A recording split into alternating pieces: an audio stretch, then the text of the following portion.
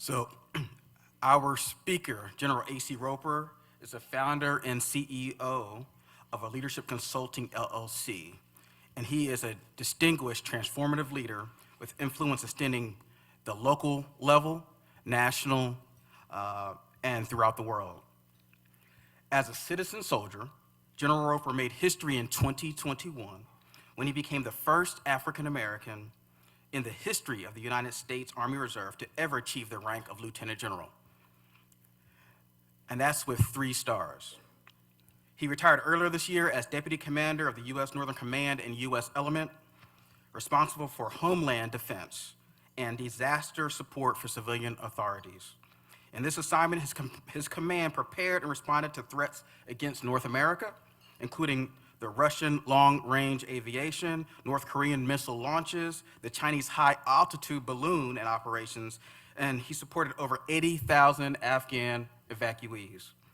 So in his civilian capacity, as you all know, General Roper has 33 years of law enforcement experience, culminating in his 10-year tenure as the Chief of Police of the City of Birmingham. So he has a Bachelor of Science from Troy State University, a Master of Science in Criminal Justice from the University of Alabama, a Master of Strategic Studies from the U.S. Army War College. He is a graduate of the FBI National Academy, the FBI National Executive Institute, and the FEMA Crisis Leadership Fellowship.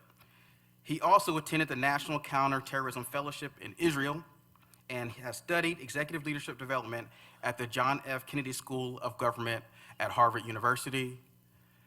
I'm just giving you some brief highlights of his long, extensive, exemplary career. Now, this is what I do know, that General Roper is a man of deep faith, moral fortitude, and humility. To some, he has been known as officer, detective, lieutenant, sergeant, training coordinator, bureau commander, chief, twice a citizen, CEO, professor, or general. To others, he's known as mentor, husband, father, servant leader, and minister. Now, I believe it's safe to say to all that this descendant of a Buffalo soldier, he is a true American hero. Please join me in welcoming Birmingham's own General A.C. Roper.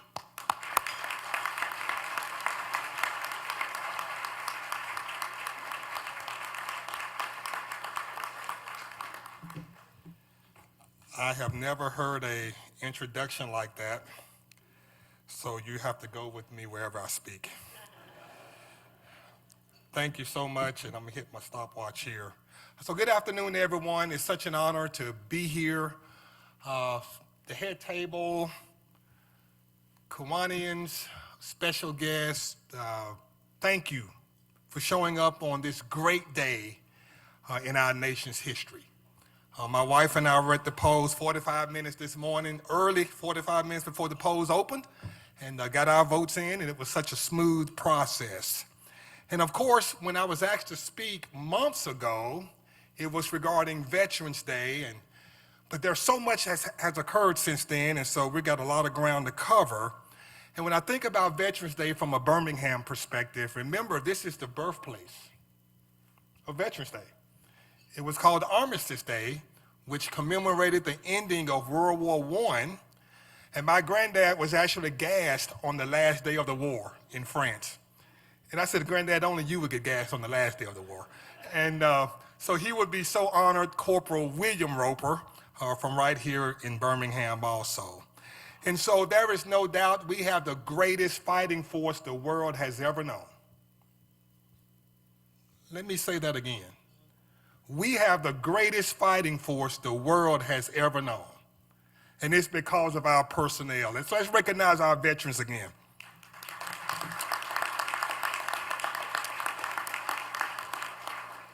And so I'm going to cover a lot of ground today because I can speak from the military perspective and Veterans Day, I can speak from the law enforcement perspective, and I think I can cover it all under this topic. When I think about my concerns today, I have some concerns for our nation. And this is the greatest nation on the face of the earth. Let me say that again. This is the greatest nation on the face of the earth. It is. And you may say, well, we have an issue with this or with that. We do. But we're still the shining light for the world to follow. And so we're all praying for peaceful transitions of power. I'm concerned about some of the divisiveness. I think we can disagree respectfully. I'm concerned about the influence of foreign actors trying to undermine the very foundations of our democracy. And we've got to be cautious and aware of that. And so I think I can cover most of that under this topic, modern day leadership in an uncertain world. Modern day leadership in an uncertain world. And I would say that leadership is more crucial today than ever before, especially as we navigate these complex challenges.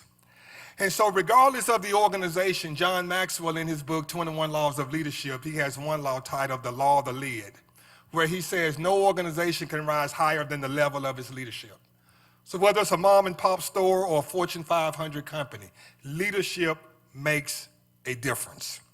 And so allow me to share a little bit of my leadership journey. When I retired in 2018, after spending a decade as the chief, I get a call to come up to the Pentagon to be the deputy chief up there and work strategy, policies, and planning. And from that position, I was asked to go down to Fort Bragg, North Carolina, and run operations for 190,000 soldiers deployed worldwide. And from that position, I was nominated to be a 3-star general and serve as the deputy commander of U.S. Northern Command and NORAD. And so where we defended and continue to defend and protect our nation's interests. So this meant that in a 3-year period, when I retired in 2018, as chief, 99 neighborhoods here in the city, 3 years later, I'm the number 2 person responsible for defending the U.S. and Canada.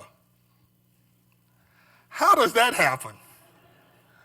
So we have been blessed with amazing mentors and amazing opportunities. And so let me also mention that after I retired, I use the word retired loosely, I see life through a leadership lens. And so we stood up this leadership firm, and I get to do what I really like doing, speaking, teaching, consulting all around the leadership issue. My wife and I formalized a ministry we've been working on for the last couple of years. And in fact, in January, we'll host a conference right here in this room, the Saturday of Martin Luther King weekend. I finished my leadership book. I'd been working on it for years, but I kept adding to it. And so finally, I reached a point, my wife said, you need to stop. At some point, maybe you can do a part 2. So that should be published before June of next year. And you can sign up for my leadership blog and get updates on the book at acroper.net, so all of that is going well. So when I think about this modern day leadership in an uncertain world, and I look at it from a global lens, as a nation, we see increased threats from 2 heavyweights, Russia and China, what we call strategic competition, and we're seeing closer cooperation between the two. We see increased missile capability from North Korea. I would say Kim Jong-un woke me up many a nights when my red switch would ring, and I would have to answer the phone within 3 rings and determine if his latest missile launch is a threat to North America or to our allies in the region. I would also say that Iran, you see, as they continue to fund and support terrorism, what has occurred in the Middle East. And so we see these increasing threats to our nation. And then when you couple that with technology and cyber and artificial intelligence and robotics and what's occurring in space, we see a whole new threat paradigm to our nation. And so in fact, you can quote me on this, we're under attack every day in the information space and in cyber. Every day, we're under attack in the information space with misinformation, malinformation, disinformation, and in the cyber realm. And so we have to lead our way through these challenges. So I just give you a little bit of a day in my life over the last 3 years. The PRC high altitude balloon, you may remember this February of a couple of years ago, and as it traversed across the U.S. And what we saw here, it was a significant emotional event for our nation. As this Chinese high-altitude surveillance balloon traveled across the U.S., causing national security concerns. And this incident required rapid decision-making. It required clarity of purpose. That's what guides teams even through the most complex situations. So when you look at the picture that would be on your left, that's a picture of the balloon from a U-2 air platform looking down at it. And then the picture on the right is recovery operations off of Myrtle Beach, South Carolina. We actually plotted kill zones across the U.S., but we needed authority to engage it. And when we got the authority, we were able to take it down in water and then recover it. And we learned some things that we haven't learned before. So the leadership lesson here is in crisis, leaders must be decisive, must be clear, must be composed, and complex problems require a network of teams. But here's the catch, those teams have to be formed before the crisis hits. You have to form the teams pre-crisis and work toward a unified goal. Second, this one is one that was really, really interesting, Operation Allies Welcome. When we brought Afghan refugees over to the U.S. who had supported us and risked their lives in support of our military efforts.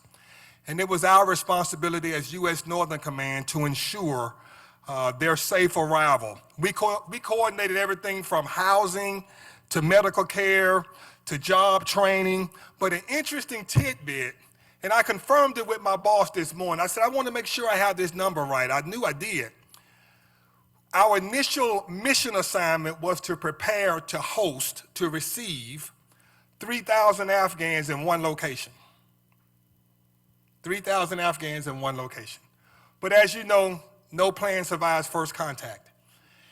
And we actually ended up receiving 80,000, and we built 8 locations. So we, in essence, built 8 cities to host our Afghan partners. And really, the leadership lesson here is leadership goes beyond command. It's about empathy, it's about compassion, but it's also about adaptability and agility. How can you adjust on the fly and build the strategic acumen to still accomplish the mission? And I would say here that my law enforcement experience was crucial. The lessons learned, as I talk about in my book, the position of perspective. The position of perspective gave me amazing insight into this where I could ask the right questions. For example, if you're moving X number of people into a community, into a base, onto a fort, and the communities are concerned, who has the mission to talk to the homeowners association? Who has the mission to talk to the neighborhood groups? Things that quite often our military don't think about. But being a former police chief, I can say, okay, who got the stick? Who got the stick to go out and go to that neighborhood meeting and talk about what we're doing? From a police perspective, I could talk about CPTED, crime prevention through environmental design. How you lay out that city, that small city, has a lot to do with safety, security, and perceptions. And so who's doing that? Sir, we've never heard of that. Well, that's why I'm here, because now you've heard of it. So let's get moving. And so we were able to accomplish this mission. And what you see in this one photo, the Marines with their backs turned to us, that's Fort Pickett, Virginia. We had to adjust and build female engagement teams because of the cultural criteria and requirements of the Afghan culture. You can't have strange men interacting with their female Afghans. And so we built these female engagement teams to do that kind of work. And you can see 3 ladies right there walking with that Afghan lady right there. And then the picture on the right is Fort Bliss, Texas, where we built another city there. And so let me add that politics was involved in all of them. It colored it. So from the White House to the Senate to the House to state government, to local government, politics plays a role. There were congressional hearings on both of these missions. Even though they were successful, our form of government, we still have to answer why we did what we did when we did. And so how do you lead your way through this in a VUCA world, a world that's volatile, a world that's ambiguous, a world that's uncertain, a world that's complex? And so I would say all of these things that I've mentioned actually have an impact on local policing and first responders. And so when you really think about these global issues, so whether it's cyber, or whether it's terrorism and radicalization, whether it's climate impacts and the impact on a local economy, all of this at some point has an impact.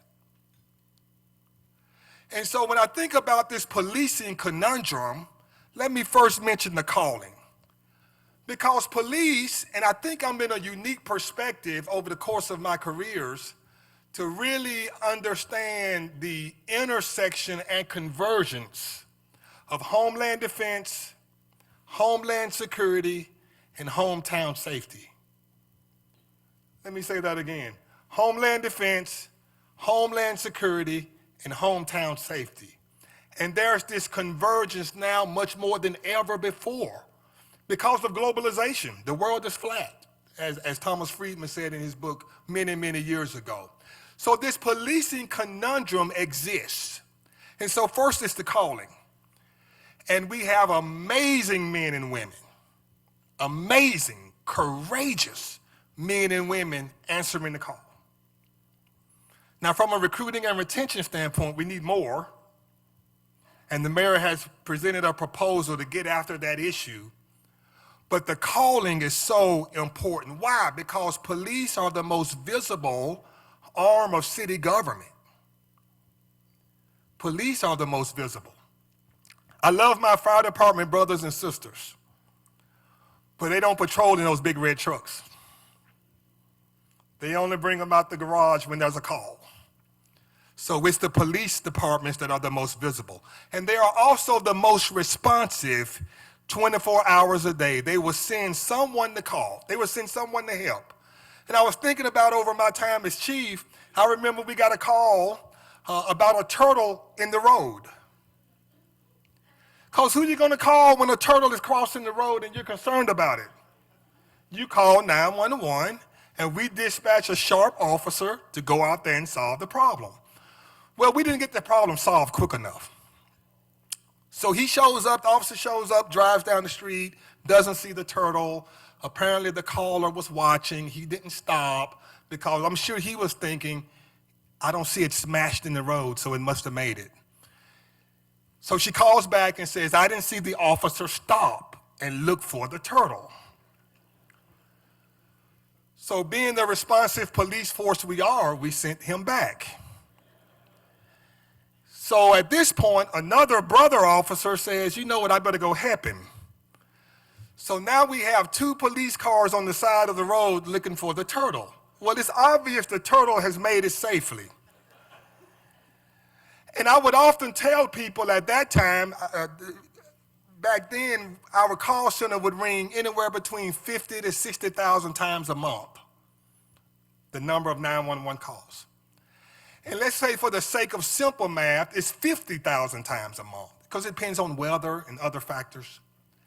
If we got 99.9% right, we still mishandled 50 calls. No one gets on the news and say, you know what, that police department is outstanding. They handled 49,950 calls right. It's the 50 that we didn't handle right, that we're judged upon. So the calling is critical. But not just the calling, what also adds to this conundrum is the collision. What do you mean the collision? I'm talking about socioeconomic conditions and other factors which the police department has no control over. And they will often fall into the lap of a 21-year-old officer to some kind of way get it solved. And so that means a 21-year-old officer at 1 in the morning may get a call about homelessness, unhoused people. That means mental illness calls. We've seen an increase across the nation. When the person doesn't take their medication, people call 911. If they take too much and they're out of control, they call 911. And we will send a police officer. And so this collision of these socioeconomic factors affect this conundrum, which then leads to the complexities. So this means, catch this, the police department being the most responsible and the most visible arm of city government gets called into and pulled into a melting pot of complex issues that are then played out on social media and other forms of media for the whole world to see. So global issues become local, and our police departments are one call away. And that's why the Birmingham Crime Commission is so critically important. And the leaders that are in this room that are a part of it, thank you. You are getting after it already. I mean, getting after it. Thank you, thank you, thank you. Working groups have been formed. Research and investigation is going on right now. Data is being gathered. And so these working groups are working extremely hard to give the mayor the report that he has charged us to complete. So as we look at the competencies, how do we lead our way through these challenges? And so I'm going to mention a couple, and I've already hit on a few, and then we'll have some Q&A. And so the first competency I would like to mention is visionary thinking. Leaders must be forward thinking. They must anticipate challenges and prepare solutions right in the midst of the crisis. And Northern Command, we used to always say, think beyond the horizon, think beyond the horizon, think beyond the horizon.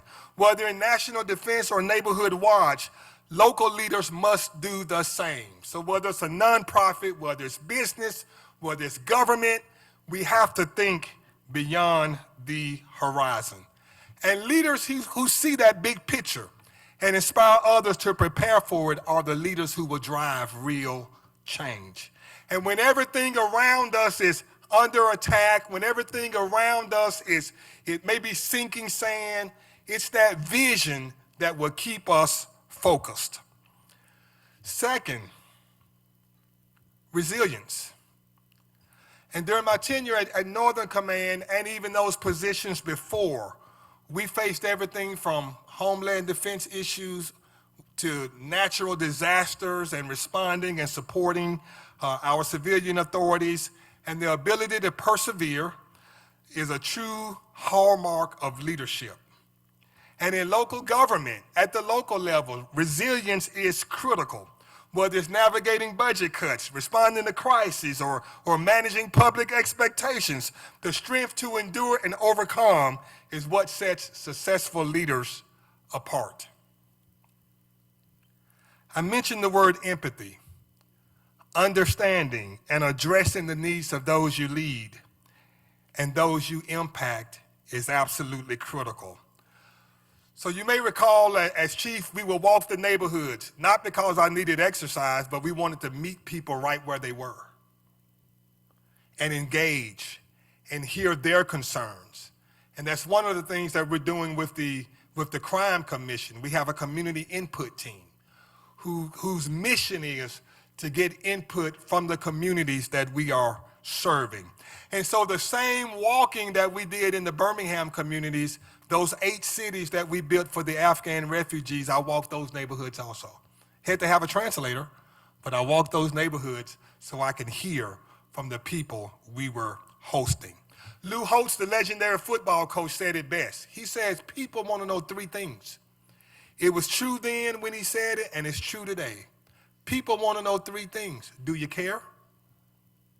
Are you committed? And can I trust you? Do you care? Are you committed? And can I trust you? Fourth, agility, adaptability. I mentioned that earlier. Leaders who can pivot and adapt are absolutely invaluable. We had to adapt during the COVID pandemic. We had to go from Homeland Defense to how do we mobilize thousands of military personnel to support our civilian hospitals and medical centers out there. It was a shift, but we did it on the fly, and we were extremely successful with it too. We also learned lessons like, I get a phone call from the VA, and they say, hey, General Roper, I hear you're the person who's running all this, and I got a question, got a concern. Okay, what's that? Please don't mobilize any medical personnel who work at the VA. Makes sense. Okay, got it, thank you. We also knew we couldn't mobilize personnel who were fighting COVID in Alabama and move them to Michigan. So if you're engaged in the COVID fight in your local communities, we got to leave you alone because you're already engaged. So working through all of those types of nuances was very, very important. And now with technological advances, with AI, machine learning, robotics, et cetera, quantum computing, all of that, leaders who are agile, leaders who can adapt are going to be even more valuable in the future. And lastly, integrity. Working from big to small, I made this the final point because this one is the most crucial. Integrity. Having that foundation. And so this one, you can adjust on the other ones, but this one has to be solid all day long. Integrity. I've learned that actions must align with values, and we're judged on our integrity. This one was so crucial for me, and even as chief of police, that I personally, and I've met police chiefs from all over the nation, they said, how did you make time? I said, I had to make time. But for 10 years, I personally, and I got some of my front office staff right here, they'll tell you, and Chief Smith ran my office. He was my operations, my executive officer. That calendar, we had to make time for me to personally teach the ethics class to every new police officer. 4 hours of hearing from the chief on what this badge means.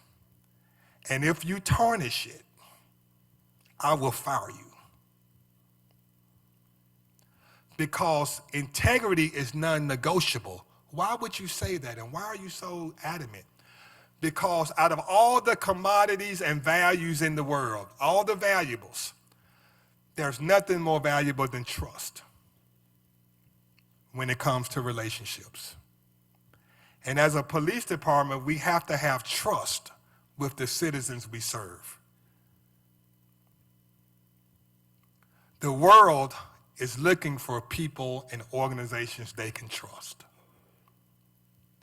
And so for 4 hours, the chief and every new police recruit, and if I couldn't make it for some reason, we rescheduled the class so that I could personally teach the ethics course. And so I think it was crucial for every new officer to hear from me, to understand the values of the organization. And so as each of us continue in our leadership journey, whether in local government, business, or the nonprofit world, remember that leadership is about legacy. Leadership is about legacy. And I talk about that a lot in my book because my granddad being a Buffalo soldier, my dad being a civil rights foot soldier, and now I get to follow in their footsteps. That I'm standing on their shoulders. And the legacy is much more it's much more than valuables. Legacy is about values. Legacy is much more than wealth. Legacy is about wisdom. So not only should the organization be better because we're here, someone's life should be better because we're here. Jim Collins said in his book, From Good to Great, build a pocket of greatness right where you are. You may not be able to change the whole world, but you can change your corner of it. And so, Kiwanians, I charge you to build a pocket of greatness right where you are. Thank you so much.